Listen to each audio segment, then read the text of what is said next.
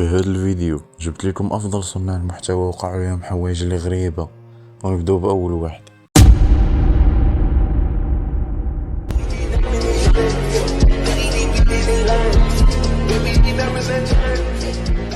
هاد الصاك كنتخيلوا الشخص اللي كنكره، الشخص اللي ما كنحملش وكنبدا نعطيه، كنقول له تخدم مو البركه من الناس، مو البركه من اللي عكس، كنقول له تصور، كنقول له ثق في راسك، كنقول له تقدر فيها، كنقول له تحرك. الشخص اللي كنكره هو الشخصيه ديالي المعكازه، الشخص اللي كنكره هو الشخصيه ديالي اللي باغا تنعس، اللي مباغاش تخدم.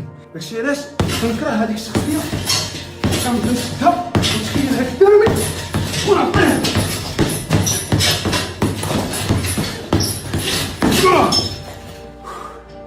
زين بحيث كنلاحظوا بلي ان العزاوي اللي كلشي عارفو واللي كنقبل غليظ وكان كيعاني نسبيا من السمنه اللي زايد.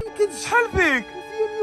107. شوف شحال هو 107 كيلو. ها هي فاصلة واحد ديك واحد مهمه 100 غرام. هكا بقى داير مع الوقت وقرر باش يتخذ واحد القرار اللي ناضي، وهو يمارس الرياضه. باغي تنقص تمشى، وصيفطو هاد ستوري لاي واحد باغي ينقص الوزن، قول له تمشى بزاف، على الاقل ساعه في النهار سير تمشى، وغادي تنقص الوزن ديال بصح. حيت انا نقصت حيت كنتمشى. ودير الرياضه اللي عزيز عليك. دابا انا عزيز عليا البوكس، كنتريني يوميا واخا ما كنعرفش ليه، المهم عزيز عليا كنلقى فيه راحتي. دير الرياضه اللي عزيز عليك، تمشى بزاف كل شويه، واهم حاجه هي نقص السكر وغادي تنقص.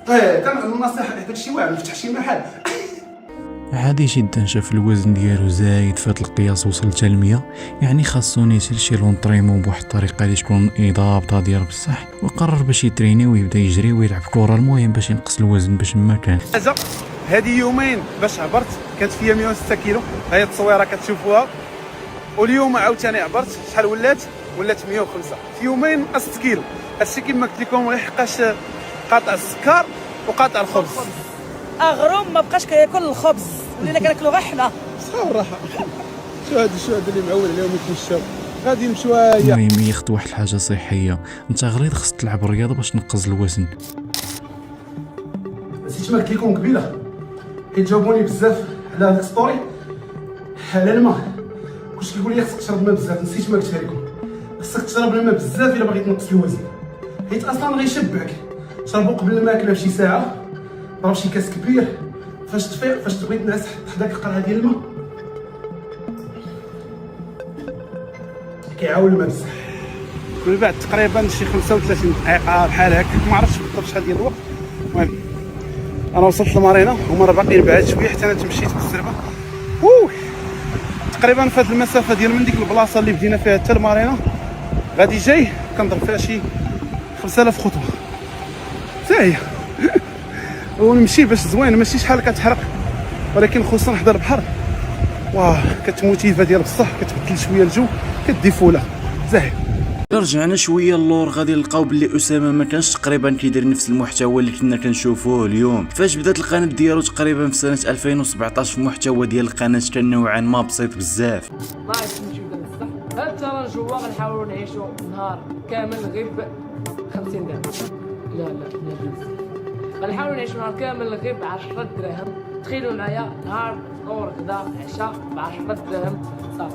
وكيتماشى مع ديك الوقيته في الفيديوهات ديال التشالنج اللي كانوا دايرين واحد اللبوز اللي خيالي. الفكره اللي كانت داير واحد البلبله ديال انك تعيش يوم كامل بواحد اللون معين في الفيديو. ان شاء الله نعمل لكم واحد الكونسيبت اللي داروا بزاف ديال الاخرين، ولكن عجبني صراحه، اللي هو عشت يوم كامل بلون واحد، واللون اللي اختاريت هو اللون الاحمر، حيت صراحه كيعجبني. هو غنلقى الماكله اللي في اللون الاحمر، الحوايج اللي في اللون الاحمر، وغيجيني شويه ساهل بارابور. وايضا حتى واحد الفيديوهات كيكونوا متنوعين اللي تقدر تجيب مئات الالاف ديال المشاهدات، حيت اليوم بزاف ديال الناس كيعرفوا ان القناه ديالو فيها فيديوهات وثائقيه وتحليليه، ولكن المثير في الاهتمام هو ان هذا النوع من المحتوى ما كانش هو البدايه ديالو. فإلا مشيتي للفيديوهات القديمه ديالو في القناه غادي تلقى فرق واضح في الفيديوهات، حيت كانت نوعا ما بسيطه والمواضيع كانت خفيفه بزاف، حتى في الطريقه ديال التقديم اللي كانت مختلفه وشويه بحال بزاف ديال اليوتيوبر في البدايات ديال اسامه كان كيجرب يجرب بزاف ديال الافكار مختلفين باش يشوف شنو اللي كيشد الانتباه ديال الناس، ولكن مع الوقت من 2014 حتى 2018 بان بهذه الطريقه اللي كانت ما كتعطيش واحد الانتشار اللي كبير. كنت كنحلم غير نوصل ل 100 ابون. كما كتعرفوا بديت في يوتيوب في 2014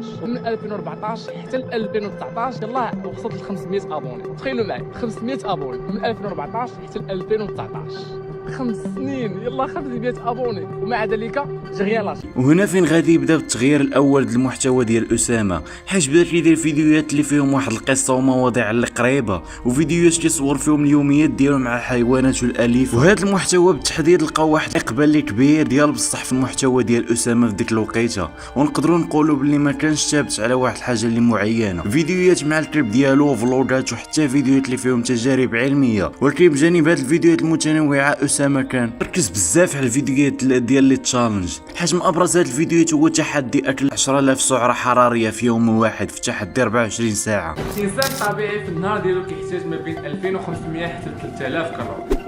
انا في هذا الفيديو غنتحدى راسي وغنحاول نكون 10000 كالوري في 24 ساعه، يعني اكثر من تريبل من داكشي اللي كيحتاج الانسان الطبيعي من سعرات حراريه. يعني هذا التحدي غادي يكون تحدي صعيب بزاف وغنحاول نجح. وداخل المسبح والفيديوهات اخر اللي كلهم مشاهدات ديالهم كانوا مليونيه وبشي بطبيعه الحال اللي مدعوم بهم بزاف ديال الكومونتير اللي عجبهم هاد الفكره ديال هاد السلسله اللي كان كيدير، والعديد من التعاليق الايجابيه اللي كانوا تايقين في المحتوى. وبالفعل اسامه بقى مكمل في نفس المنهجيه، في فكره مورا فكره والفيديو مورا فيديو حتى لتاريخ 12/7/2025 فين غادي بوستي تقريبا اول فيديو في المحتوى الجديد. الدجاج، اللحم، الحوت. لكن كاين واحد السورس ديال البروتين قويه جدا، ثلث ديال العالم كان كيعتمد عليها من شحال هادي، وحتى المغرب كان كيعتمد عليها في واحد البيريود، وحتى دابا باقي بعض المغاربه كيعتمدوا عليها. ومنها تما اسامه غادي يبدا يدير واحد الفيديوهات الواجهه ديالو واضحه ديال بصح، اسئله بحال شنو كيوقع في العالم وشنو هي النظريات اللي دايره في السوشيال ميديا وشنو هي القصص الناس اللي ما كيعرفوهاش. هاد النوع من الفيديوهات عندهم واحد الميزه اللي كبيره كيخلي المشاهد يبقى متابع القصه حتى الاخر ديال الفيديو، وهذا الشيء بالضبط اللي طرا في الواقع. مشاهدات بدات كتطلع والتفاعل تزاد بواحد الطريقه اللي جنونيه، حتى الفيديوهات اللي ولات تنتشر بشكل خيالي، والمتابعين عجبهم هذاك التغيير التدريجي للمحتوى الجديد مع مرور الوقت. كانت تحولت تدريجيا لواحد النوع من المحتوى يقدر يميز على بزاف ديال القنوات، والمثير اكثر هو ان ذاك التغيير ما جاش زعما غير صدفه، حيت بزاف ديال اليوتيوبرات كيدوز واحد الوقيته عاد كيكتشفوا المحتوى اللي يقدر ينجحهم وتنجح القناه ديالهم غير من خلال الفكره ولكن اختيار النوع الصحيح للمحتوى. وبالنسبه لاسامه هذا هو الاختيار اللي كان مناسب ليه، هو الوثائقي. واليوم الا شفنا القناه ديالو غادي تبان لك الهويه ديالها واضحه، فيديوهات طويله ومواضيع مثيره للاهتمام. في هذا الفيديو غنجاوبوا على كاع هاد الاسئله وغنجرب واحد الفلتر اللي هو خارق. فهمتي كيفاش؟ فلتر ممتاز كيقد يفلتري اي حاجه فيها نسبه ديال الماء، وهذيك النسبه ديال الماء كيخرج بباه وكيعطيك ماء صالح للشرب من اي. قريبا هاد الفلوس الورقيه ما غتبقاش عندها قيمه، وماشي غير هادشي وصافي، غادي يختفيو من العالم كامل وما غاديش يبقى، حيت بان فيهم واحد المشكل كبير عليها بزاف الدول بداو كيحاربوا الفلوس وحتى التفكير والاسلوب ديال السرد اللي كيخلي الناس يتفرجوا حتى للاخر ديال الفيديو، على التنظيم اللي ولا معتمد على كل سيمانه اللي خلى القناه تكبر بشكل كبير مقارنه بالبدايه ديالها. فاروق لايف كنظن ما كاينش اللي ما كيعرفوش، دابا ضروري ما تكون تفرجتي في شي فيديو ديالو حيت كيهضر في كاع المواضيع اللي ترند واللي منهم الراب وكرة القدم واي حاجه وقعت في العالم فاروق لايف كيدير عليها شي فيديو.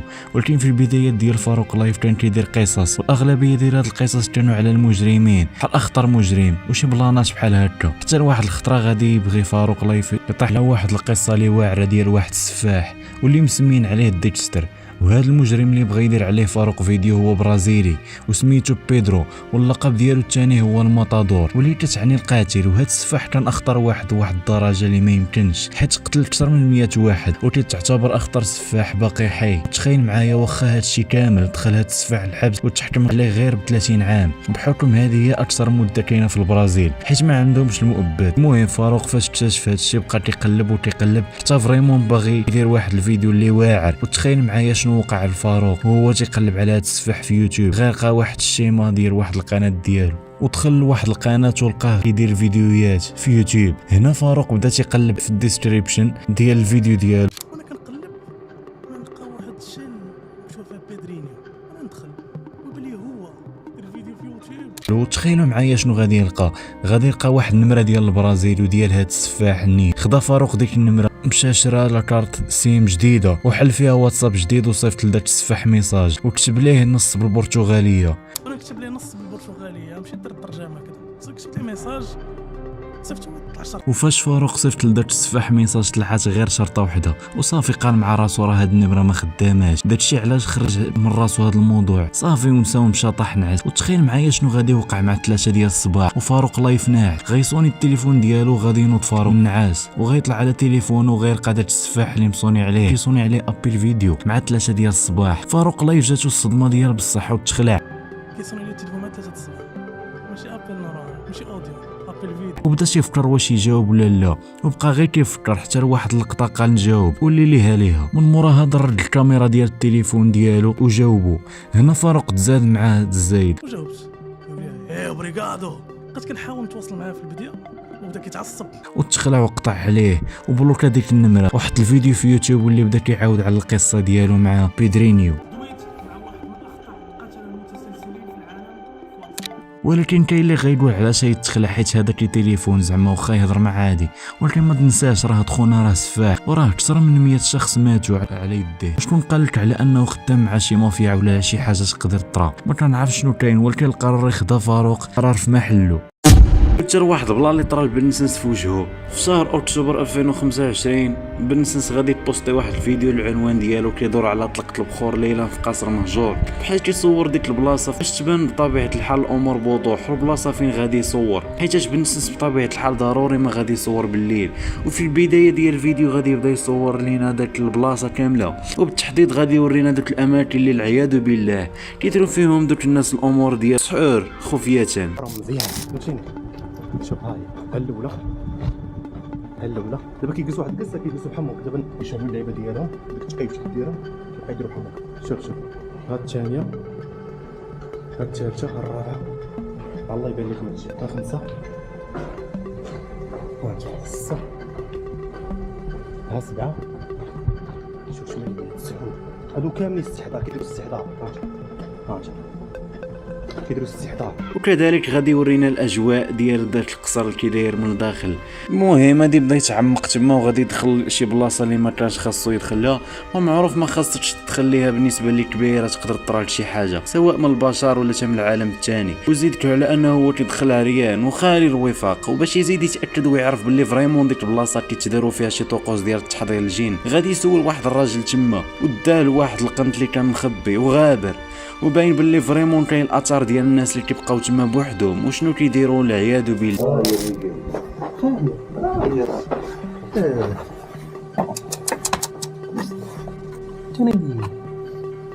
ترى ماشي جبدها هادو راه جابني، هذا راه كانت انا فوق هنا الشيء اللي شما هنا جابني من هنا هذا الشيء هذا.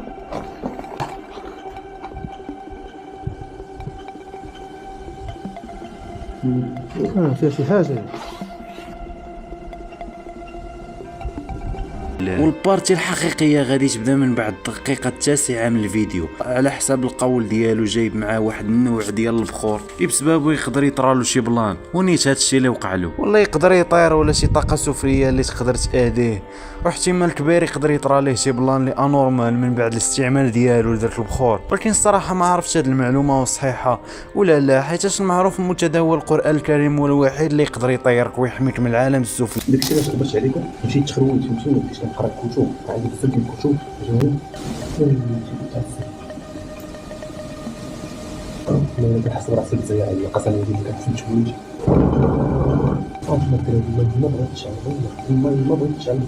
ولكن ما هادشي كامل غادي ينوض يبقى يدور في ديك الاماكن وغادي يبقى يبخرهم بالكامل، فراه فريمون كترجع لديك القضيه باللي ما عندوش مع الخوف نهائيا. ولكن من تما الامور غادي تبدا تخياب، فاش غادي يرجع برا القصر ولحظات من الفيديو غادي يطفى داك البخور اللي كان هازو في يديه.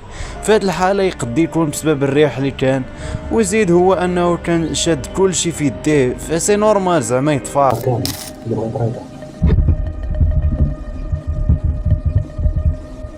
مطلوقتي قسما بالله مطلوقتي. ماهي الجوان ديالكم طاسي جاي هذه الحالات. يلا سير طلع طلع طلع طلع طلع. راسك تزيع اقسم بالله لا راسك تزيع. شوف لا ما يغدرنيش واحد منا بالله جيني حتى الدقيقة 22 من الفيديو فين غادي يطرا داك الشيء اللي ما متوقعوش هو كاع. وهنا فاش نوصلوا للاخر ديال البارتي ديال الفيديو فين جات واحد الدوخه والنعاس. الدراري كنحس لي ماشي هو داك شكيت واحد الشقيقه خاصها صاحبي كاينه شي حاجه هنا بغيت تشكي كاين شي حاجه كاينه شي حاجه بغيت تشكي شي حاجه والله. وغادي تبان لينا واحد الكاش ديال يومين ومن بعد بنزنز غادي يبان في واحد الحاله اللي اول مره غادي يشوفها المتابعين ديالو حتى هو براسو غيتفاجئ في داكشي اللي طرا له نيت. الحمد لله على كل حال. من بعد في هذا الفيديو كنحس براسي ماشي هو هذاك ولكن الحمد لله على كل حال للجميع ان الانسان قوم من الجن فهمتيني قوم من المخلوقات اللي خلقهم الله وما خلقت الجن والانس الا ليعبدون ولكن الانسان خلق الله قوم من كاع الكائنات الحمد لله لكم. بحيث بان من موراها بلي ان وجهه بحال ضعاف وبانوا الملامح ديالو بحال تغيروا والحجبان ديالو تمحاو وباش نفسروا شنو وقع عليه بالفعل وخلاه يوصل لديك الحاله. الا كان هادشي زعما صحيح وشعرك طاح بعد يومين وماشي انت زعما اللي حيدتي فانا كنقول داكشي اللي صرالو هو تسمم عام في الجسم ديالو من بعد الماده اللي بخرها ظهر على ان هاد الماده تقدر تكون سامه واللي خلاته يتقيا في الطرف اللي قصير والاحسن انه يتوجه لواحد المستشفى. هادشي اللي زعما شي ناس في الكومونتيرات عند المتابعين كيبينوا شنو السبب اللي طرالو وشنو الحاجه اللي تقدر تردو بهذه الطريقه. خلاص التصور حيت طولت عليكم هذا الفيديو اصحاب الفوتوشوب كيعرفوا بان هذا الفيديو هذا انتم كيعرفوا بان الفيديو هذا ما كاين لا فوتوشوب لا والو. اقسم لكم بالله الى انني تعرضت لضعف المناعه من العالم. وكيف ما تنشوفوا حتى في الفيديو اللي غادي نلاحظوا بلي انه كان كيصوت عليه وغالبا غادي يكون شم كميه كبيره ودخلها للصدر ديالو والحاجه اللي دازت عليه واحد الشقيقه والدوخه اللي كبيره. وبعض التعاليم كتبين بان شي نوع ديال البخور قادر على انه يوصلك لواحد المرحله اللي تقدر بها تموت بداك الريحه اللي كتشم.